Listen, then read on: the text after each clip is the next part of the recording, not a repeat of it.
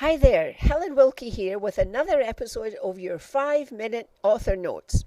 And in today's episode, I'm going back to the process that I went through before of all the 7 steps that you take to get to the point where you have a first draft of your book.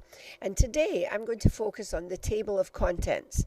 Sometimes people are surprised when I suggest that you do a table of contents so early in the process, but actually it becomes a very useful tool for getting your book done when you have this table of contents, because it's kind of an outline almost in very, very simple form of what's going to be in your book. So it's very useful when you actually come to write your first draft. But how do you create your table of contents? Well, I'm assuming that you have already done the other steps in the process, so you know what your book is going to be called, you know what the topic is, not the subject but the topic, and you have some idea of the shape of the book. Is it going to be a how-to book? Is it some kind of process manual? Is it a thought leadership book? Is it a memoir? What kind of book, what kind of shape is your book going to take? So you have all that in your mind, and now you start thinking about the contents. Now, one of the services that I offer is called the 90-minute author.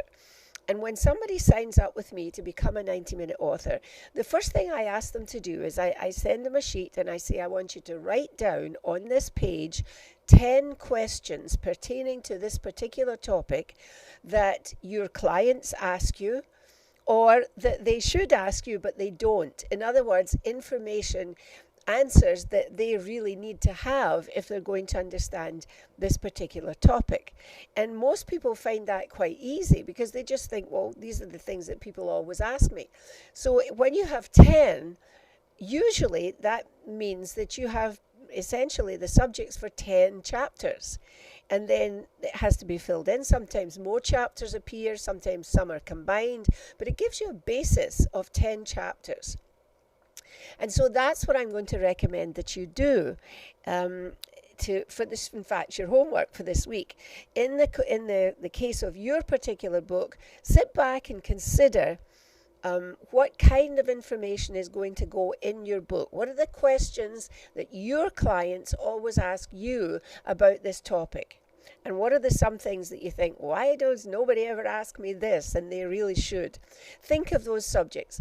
Write them down. Just a few lines that will describe the subject of each chapter. And just write them down as a list.